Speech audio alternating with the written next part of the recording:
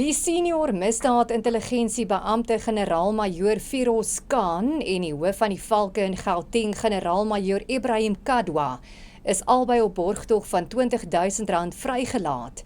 En die konflik in die Midde-Ooste kan 'n gevaar vir Suid-Afrika se walvisbevolking inhou.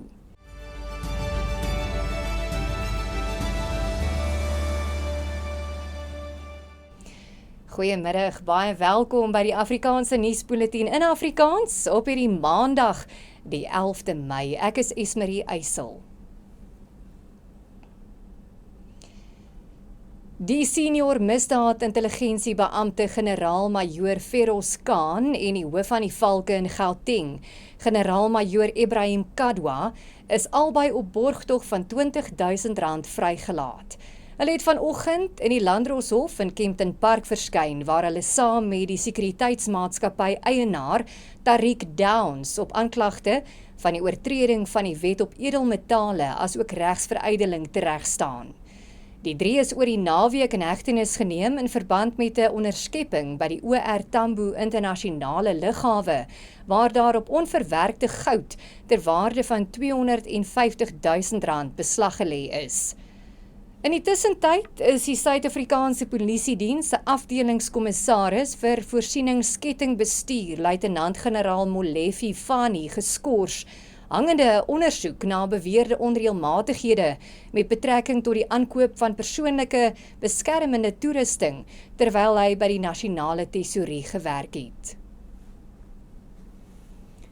Die Kaapstad Metro sê dat sy rampbestuursdienste gebiede fyn dophou nadat swaar stormweer die metro en omliggende streke getref het.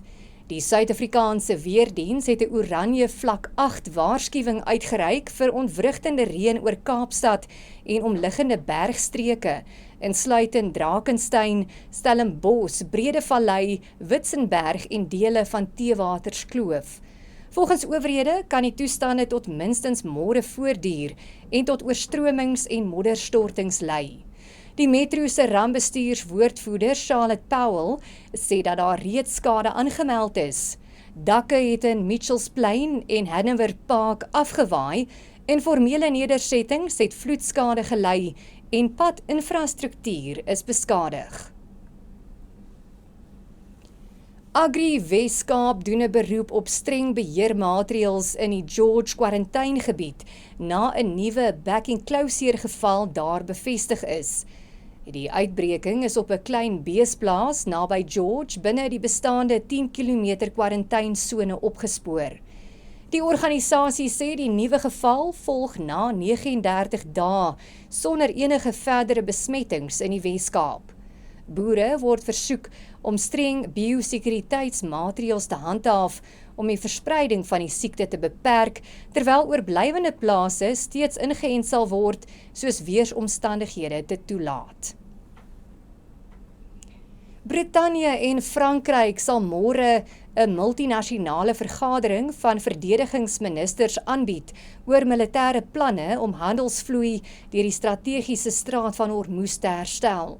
Iran het gister gewaarsku dat Brittanje en Frankryk 'n beslissende en onmiddellike reaksie te wagte kan wees as hulle hul skepe na die straat van Hormuz ontplooi.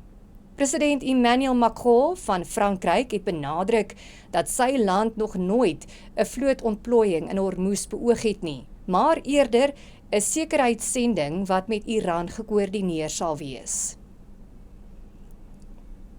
En konflik in die Midde-Ooste kan indirek 'n groter gevaar vir walvisse langs Suid-Afrika se suidwestelike kus inhou.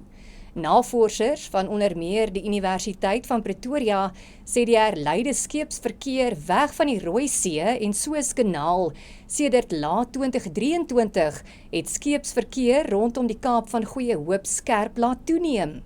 Volgens die studie oorvleuel hierdie besige skeepsroetes nou met belangrike walvishabitatte wat die risiko van botsings tussen skepe en walvisse aansienlik verhoog.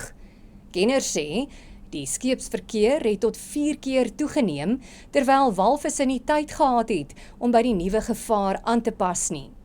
Daar is ook berigte dat walvis gedrag verander het, wat hulle selfs meer kwesbaar maak.